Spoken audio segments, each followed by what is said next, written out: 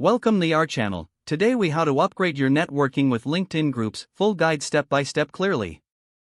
Start by logging into your LinkedIn account. Navigate to the search bar at the top of your homepage. Type in keywords relevant to your industry or interests. Explore the drop-down menu that appears and click on Groups. Review the groups listed and take note of their size and activity levels. Select a group that aligns with your professional goals. Click on the group name to access its page. Read the group description to ensure it meets your expectations. Join the group by clicking the Join button. Once you are a member, take time to review recent discussions. Familiarize yourself with the group's rules and guidelines. Engage with existing posts by commenting or liking.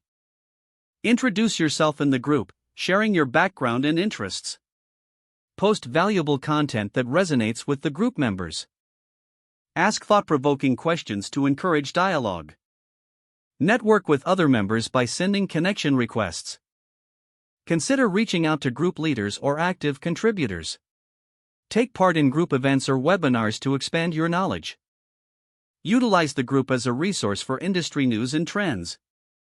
Continue to interact regularly to build your presence. Track your networking progress and adjust your strategy as needed. Stay active and update your profile to reflect your group engagements. If the page does not load, refresh the browser or try again in a private or incognito window.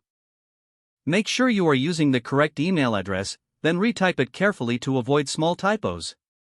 If your password is not accepted, use the reset option and create a new strong password you can remember.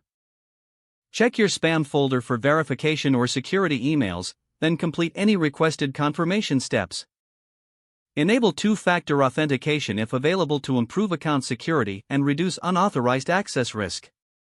After signing in, review your profile details so your contact information and settings are accurate and current.